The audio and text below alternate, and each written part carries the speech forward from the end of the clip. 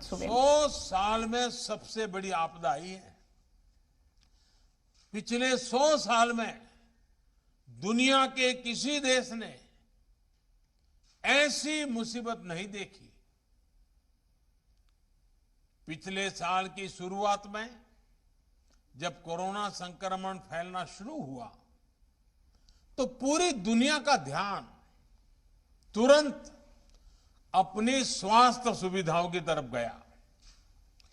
हर कोई अपनी मेडिकल सुविधाओं को सशक्त करने में जुट गया। लेकिन इतनी ज्यादा आबादी वाले हमारे भारत के लिए तो ये चुनौती बाकी दुनिया से और भी बड़ी मानी जा सकती है, क्योंकि हमारी आबादी भी बहुत है। हमें कोरोना से बचाव और इलाज के लिए मेडिकल इंफ्रास्ट्रक्चर तो तैयार करना ही था। इस संकट से उपजी दूसरी मुश्किलों को भी हल करना था। कोरोना से बचाव के लिए दुनिया भर में काम रोका गया, आने जाने पर रोक लग गई। इस उपाय से भारत के सामने अनेक और संकट खड़े होने ही थे। इन संकटों पर भी भारत ने, हम सब ने एक साथ मिलकर के काम किया। हमें करोड़ों लोगों तक मुफ्त राशन पहुंचाना था ताकि भुखमरी की स्थिति ना बने। हमारे बहुत सारे साथी गांवों से कामकाज के लिए शहर जाते हैं। हमें उनके खाने पीने रहन सहन का प्रबंध भी करना था और फिर गांव लौटने पर उनके लिए उचित रोजगार भी सुनिश्चित करना था। ये सारी समस्याएं एक साथ हिंदुस्तान के हर कोने में हमारे सामने थी, जिन्होंने बाकी दुनिया की अपेक्षा भारत की लड़ाई को और भारत के सामने पैदा हुई चुनौती को कई गुना अधिक चुनौतीपूर्ण बना दिया। लेकिन साथियों, चुनौती कितनी ही बड़ी क्यों न हो, जब देश एकजुट होकर उसका मुकाबला करता है तो रास्ते भी निकलते हैं, समस्या का समाधान भी होता है। कोरोना से उपजे संकट से निपटने के लिए भारत ने अपनी रणनीति में गरीब को सर्वोच्च प्राथमिकता दी। प्रधानमंत्री गरीब कल्याण अन्न योजना हो या फिर प्रधानमंत्री गरीब कल्याण रोजगार योजना, पहले दिन से ही गरीबों और श्रमिकों के भोजन और रोजगार की चिंता की गई। इस पूरे कालखंड में 80 करोड़ से अधिक देशवासियों को मुफ्त राशन पहुंचाया गया है। सिर्फ गेहूं, चावल और दाल ही नहीं, बल्कि लॉकडाउन के दौरान हमारे 8 करोड़ से अधिक गरीब परिवारों को गैस सिलेंडर भी मुफ्त दिया गया। 80 करोड़ लोगों को अनाज, 8 करोड़ लोगों को गैस भी। यही नहीं, लगभग 20 करोड़ से अधिक बहनों के जनधन बैंक खाते में लगभग 30,000 करोड़ रुपए सीधे कैश ट्रांसफर भी किए गए। श्रमिकों और किसानों के बैंक खातों में भी हजारों करोड़ रुपए जमा किए गए। अभी 2 दिन बाद ही 9 अगस्त को करीब करीब 10-11 करोड़ किसान परिवारों के बैंक खाते में फिर से हजारों करोड़ रुपए सीधे ट्रांसफर होने वाले हैं। साथियों, इन सारे प्रबंधों के साथ साथ भारत ने मेड इन इंडिया वैक्सीन पर भी पूरा जोर लगाया। यही कारण है कि आज भारत के पास अपनी वैक्सीन है। ये वैक्सीन प्रभावी भी है, सुरक्षित भी है। कल ही भारत ने 50 करोड़ वैक्सीन डोज लगाने के बहुत अहम पड़ाव को पार किया है। दुनिया में ऐसे अनेक देश हैं जिनकी कुल संख्या से भी अधिक टीके भारत एक सप्ताह में लगा रहा है। ये नए भारत का, आत्मनिर्भर होते भारत का नया सामर्थ्य है। कभी हम बाकी दुनिया से पिछड़ जाते थे, आज हम दुनिया से कई कदम आगे हैं। आने वाले दिनों में टीकाकरण की इस गति को हमें और तेज करना है। साथियों, कोरोना से बने हालात में भारत आज जितने मोर्चों पर एक साथ निपट रहा है, वो हमारे देश के सामर्थ्य को दिखाता है। आज दूसरे राज्यों में काम कर रहे श्रमिकों की सुविधा के लिए one nation one ration card की सुविधा दी जा रही है। बड़े शहरों में श्रमिकों को झुग्गियों में ना रहना पड़े, इसके लिए उचित किराए की योजना लागू कर दी गई है। हमारे रेहड़ी पटरी और ठेला चलाने वाले भाई बहन, हमारे इन साथी फिर से अपना काम धंधा शुरू कर सके, इसके लिए पीएम स्वनिधि के तहत उन्हें बैंक से सस्ता और आसान ऋण उपलब्ध कराया जा रहा है। हमारा कंस्ट्रक्शन सेक्टर, हमारा इंफ्रास्ट्रक्चर सेक्टर रोजगार का एक बहुत बड़ा माध्यम है। इसलिए पूरे देश में इंफ्रास्ट्रक्चर के प्रोजेक्ट पर लगातार तेजी से काम चल रहा है। साथियों, आजीविका पर दुनिया भर में आए इस संकट काल में ये निरंतर सुनिश्चित किया जा रहा है कि भारत में कम से कम नुकसान हो। इसके लिए बीते साल में अनेक कदम उठाए गए हैं और निरंतर उठाए जा रहे हैं। छोटे, लघु, सूक्ष्म उद्योगों को अपना काम जारी रखने के लिए लाखों करोड़ रुपए की मदद उपलब्ध कराई गई है। सरकार ने इस बात का भी ध्यान रखा कि खेती और इससे जुड़े सारे कामकाज सुचारू रूप से चलते रहे। हमने किसानों को मदद पहुंचाने के लिए नए नए समाधान निकाले। मध्य प्रदेश ने भी इसमें सराहनीय काम किया है।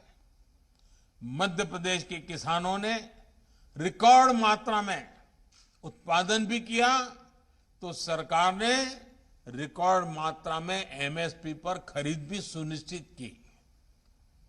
मुझे बताया गया है कि एमपी में इस बार गेहूं की खरीद के लिए देश में सबसे अधिक खरीद केंद्र बनाए थे। मध्य प्रदेश ने अपने 17 लाख से अधिक किसानों से गेहूं खरीदा और उन तक सीधा 25,000 करोड़ रुपए से अधिक पहुंचाया है। भाइयों और बहनों, डबल इंजन सरकार का सबसे बड़ा लाभ यही है कि केंद्र सरकार की योजनाओं को राज्य सरकार और संवार करके आगे बढ़ाती है, उनकी शक्ति बढ़ा देती है। मध्य प्रदेश में युवाओं का स्किल डेवलपमेंट हो, हेल्थ इंफ्रास्ट्रक्चर हो, डिजिटल इंफ्रा हो, रेल रोड कनेक्टिविटी हो, सभी पर तेज गति से काम किया जा रहा है।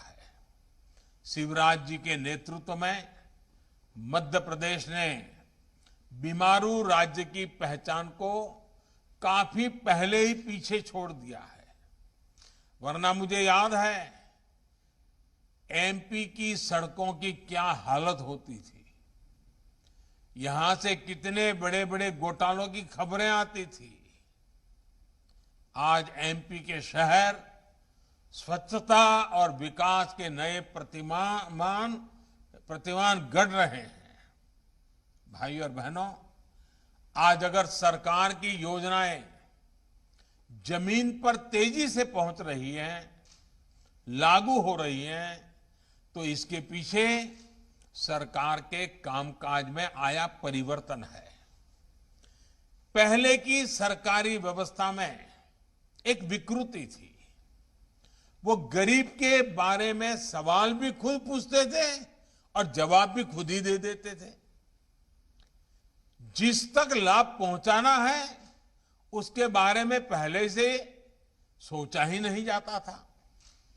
कुछ लोग सोचते थे गरीब को सड़कों की क्या जरूरत है। अब देखिए, आपने सुना होगा ये सब, ऐसा कहा जाता था तो गरीबों को सड़कों की क्या जरूरत है, उसको तो पहले रोटी चाहिए।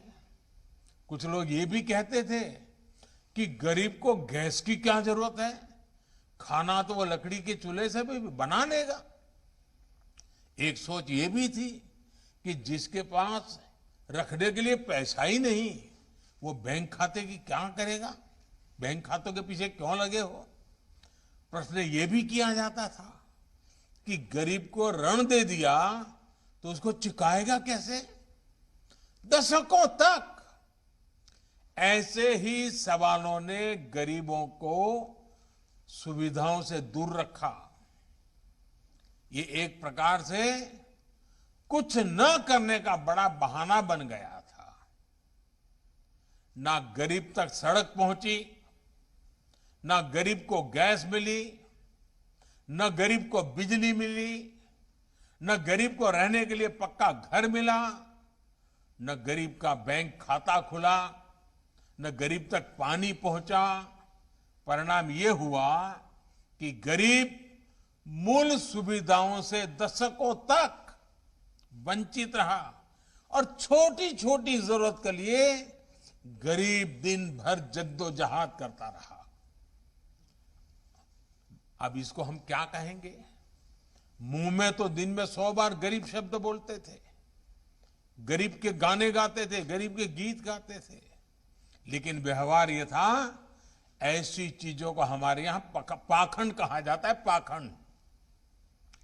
ये सुविधा तो देते ही नहीं थे, लेकिन गरीब से झूठी सहानुभूति जरूर जताते थे। लेकिन जमीन से उठे हम लोग, जो हम आप ही के लोगों के बीच से आए हैं, आपके सुख दुख को निकट से अनुभव किया है, हम आप ही के बीच से आए हैं और इसलिए हमने आप जैसे लोगों को काम करने का तरीका अलग रखा है। हम तो ऐसे ही व्यवस्था की मार झेल करके खड़े हुए हैं। इसलिए बीते वर्षों में गरीब को ताकत देने का, सही मायने में सशक्तिकरण का प्रयास किया जा रहा है। आज जो देश के गांव-गांव में सड़कें बन रही हैं, उनसे नए रोजगार बन रहे हैं, बाजारों तक किसानों की पहुंच सुलभ हुई है, बीमारी की स्थिति में गरीब समय पर अस्पताल पहुंच पा रहा है। देश में गरीबों के जो जनधन खाते खुलवाए गए, उन खातों के खुलने से गरीब बैंकिंग सिस्टम से जुड़ गया। आज उसको बिचौलियों से मुक्त लाभ सीधा मिल रहा है, आसान ऋण मिल रहा है, पक्का घर, बिजली, पानी, गैस और शौचालय की सुविधा ने गरीबों को सम्मान दिया है, आत्मविश्वास दिया है, अपमान और पीड़ा से मुक्ति दी है। इसी प्रकार मुद्रा लोन से आज ना सिर्फ करोड़ों स्वरोजगार चल रहे हैं, बल्कि वो दूसरों को भी रोजगार दे रहे हैं। साथियों, जो कहते थे कि गरीब को डिजिटल इंडिया से सस्ते डेटा से, इंटरनेट से कोई फर्क नहीं पड़ता।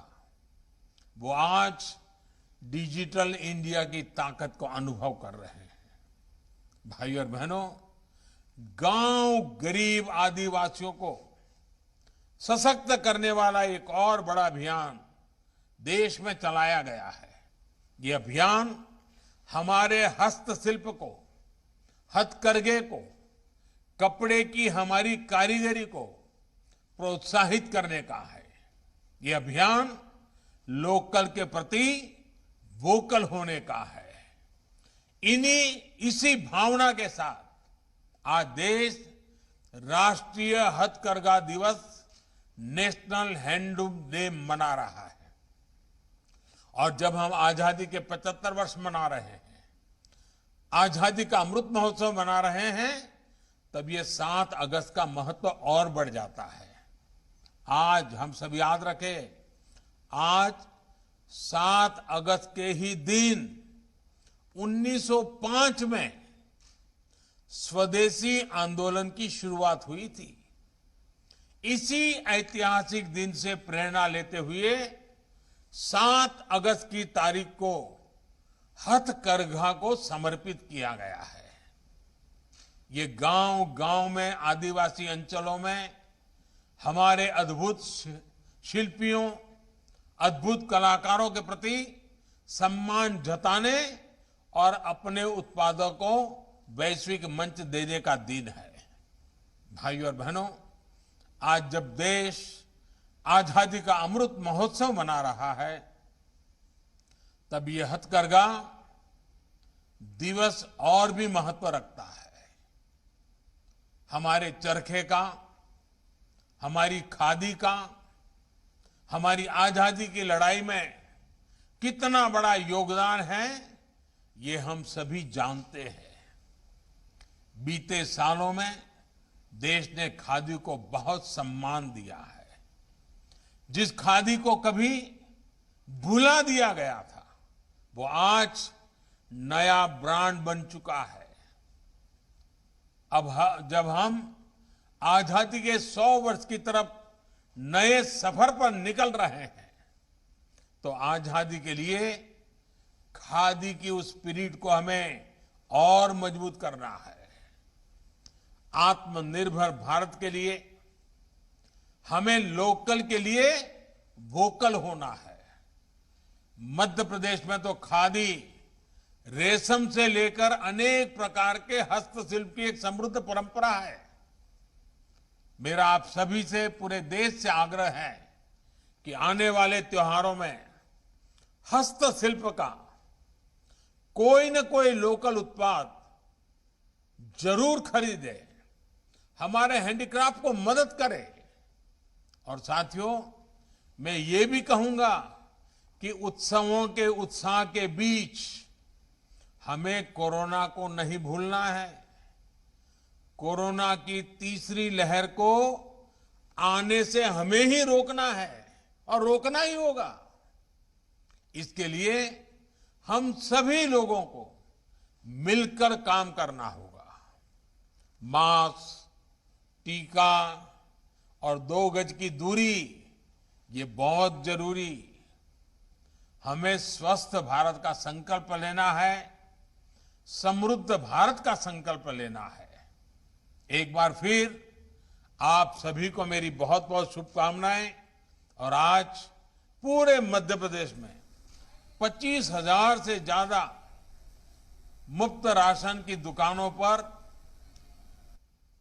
कोटि कोटि नागरिक इकट्ठे हुए हैं। मैं उनको भी प्रणाम करता हूं और मैं विश्वास दिलाता हूं कि पूरी मानव जात, पूरी दुनिया इस संकट में फंसी पड़ी है। कोरोना ने सबको परेशान करके रखा हुआ है। हम मिलजुल करके इस बीमारी से बाहर निकलेंगे, सबको बचाएंगे, हम मिलकर के बचाएंगे। सभी नियमों का पालन करते हुए इस विजय को पक्का करेंगे।